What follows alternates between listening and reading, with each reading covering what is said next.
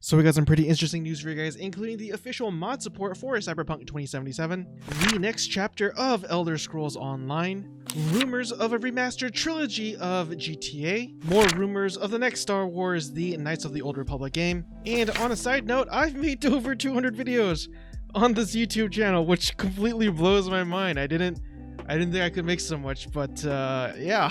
Hello everyone, my name is Salman SK for Coffee and RPGs, where we cover the latest news trends and updates for the MMO and RPG gaming genre. We do have a lot of articles to go over, so if you guys got your cut ready with your beverage of choice, I'm drinking coffee with a little bit of scotch, and I'll explain why later on in this video as to why that is. Let's go over these news articles together. Cheers to you guys.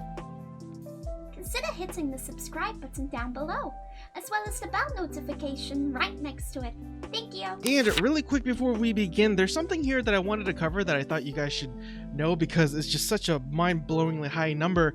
But from GamesRadar.com, it says here in this article that over 19 million people got Star Wars Battlefront 2 during the Epic Games Store promo. That is just a mind-blowingly big number, and this game wasn't without its controversy because I know the game mechanic was actually really fused in tightly with the cash shop and RNG mechanic that they had. So I don't know if they actually got around fixing that. I don't know if you could actually fix that and kind of undo sort of the shady monetization that EA put forth. But apparently, even if they didn't, it's still not enough to deter a lot of Star Wars fans out there from playing the game. So there you have it.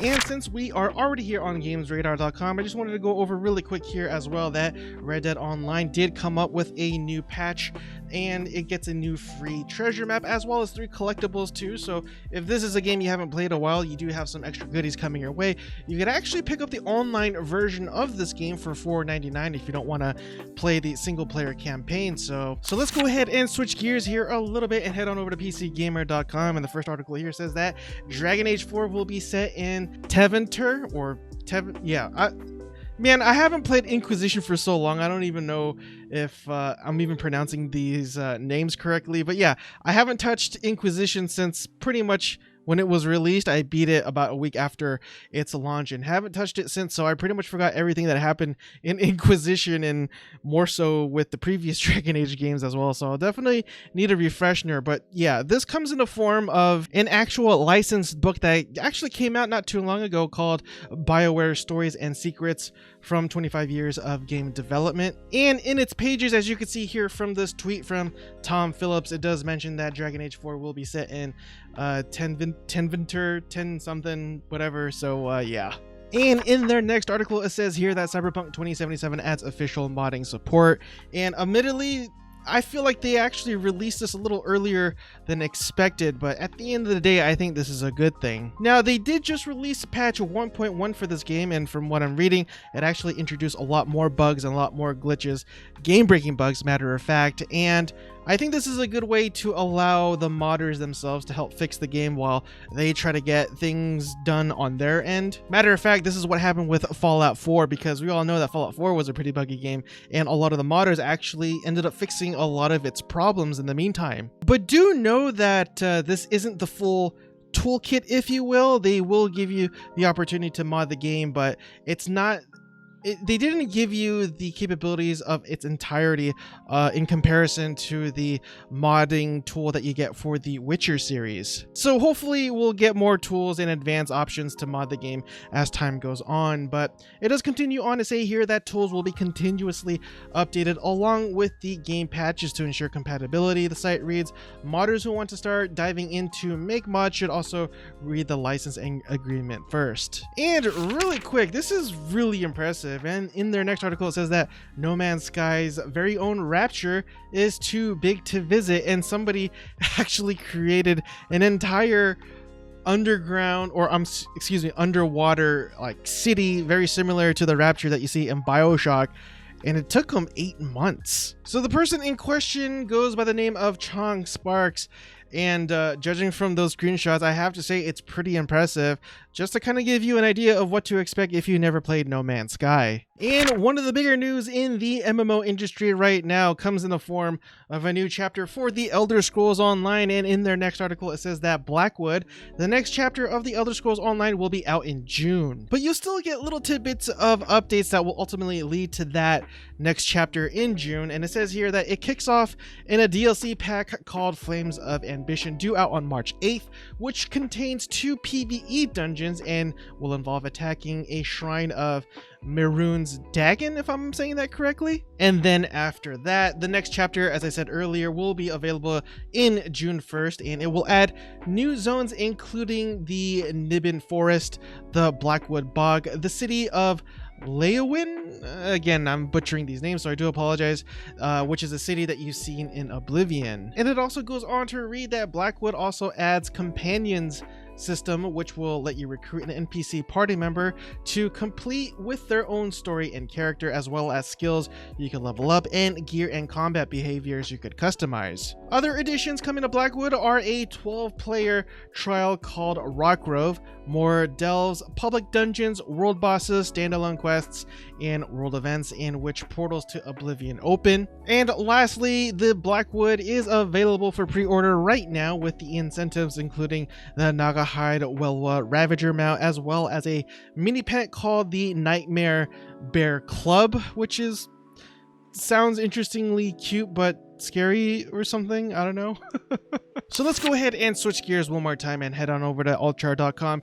I really do apologize that the title of this article is cut off on the right here, but it does say that GTA Trilogy Remastered, teased by insiders, revealed reportedly coming very soon. And again, take this with a grain of salt because these are rumors at the same time. But the leaker in question goes by the name of Mach, M-A-C-H, and according to the latest hints from a reliable GTA insider, Rockstar Games could be working on a GTA Trilogy Remastered, a collection which would include GTA 3, GTA Vice City, and GTA San Andreas. I mean, that's it really. You could actually take a look at some of the screenshots of what these leakers are saying. So other than that, we actually don't have any more details beyond what the leakers are saying. And in their next article, and this is definitely for all the turn-based RPG fans out there, it says that King Arthur Knight's Tale hits early access. Neocore Games announced that their take on the turn-based strategy RPG entry King Arthur Knight's Tale is now available in early access with more content to come. And you might be thinking to yourself, oh, this is going to be another stereotypical King Arthur game, you know, with Excalibur, with Merlin, Lady in the Water, or Lake rather, and stuff like that.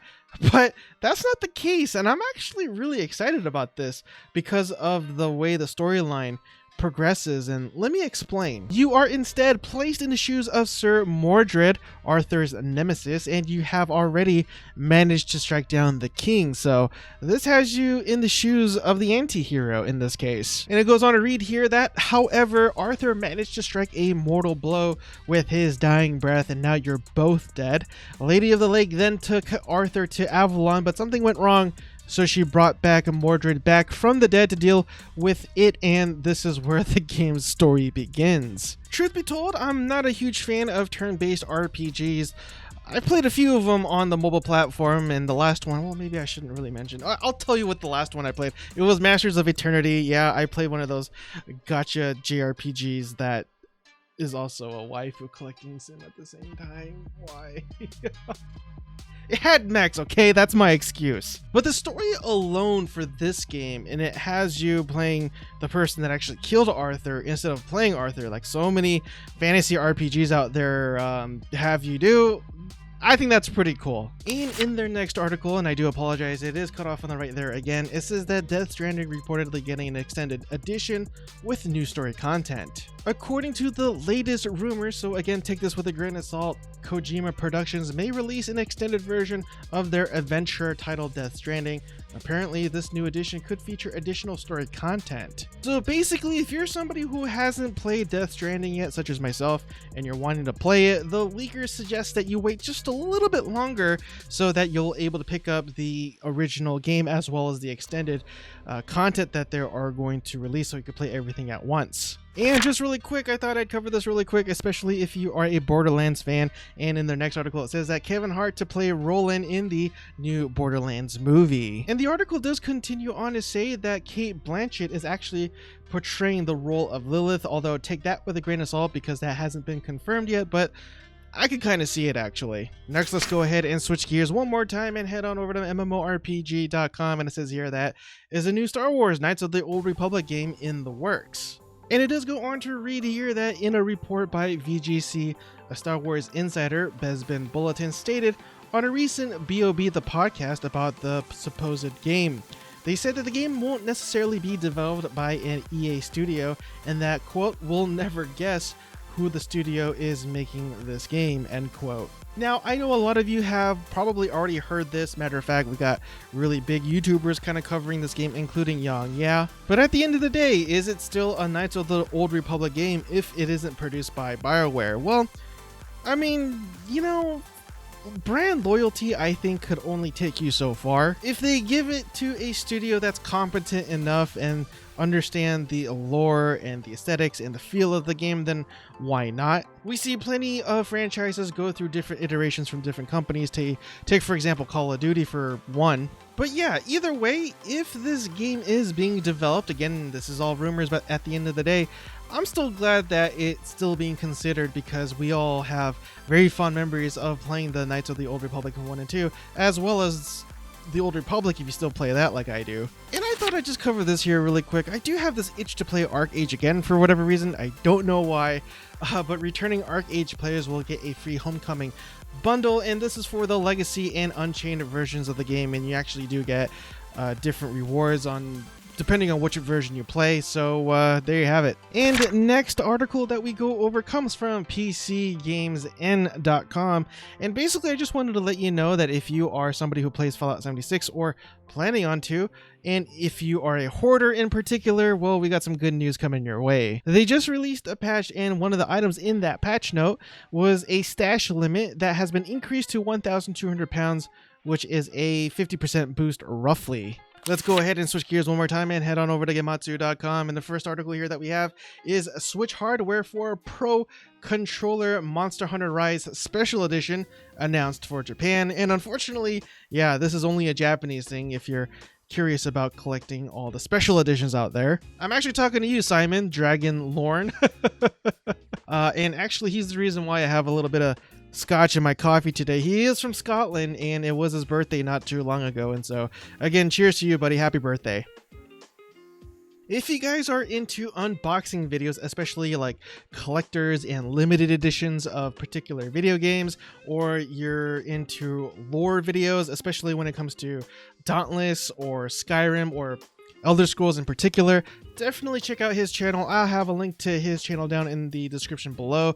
Definitely give him a subscription, and if you go to his channel, let him know that I sent you, because he's in a very similar boat as I am in terms of growth, in terms of subscribers, and in terms of the types of content that we like to cover. And so yeah, I think it's pretty awesome to be able to make new friends within this YouTube universe, if you will, and it's been really interesting and very fun because of the various people out there. But anyways, and this is to all you pixel art fans out there, and in their next article it says that 2D survival RPG Aground coming to the PlayStation 4, Xbox One, and Switch on February 11th, and it will go for $15. And so yeah, I know retro gaming is definitely on the rise, and retro style gaming as well, and so if this is something that floats your boat, you got something to look forward to on the 11th. And in their next article it says that Magic Legends PC open beta launches on March 23rd, and their Deckbuilding 101 trailer has also been released. I do apologize, I should have done a little bit more research before I went over this article.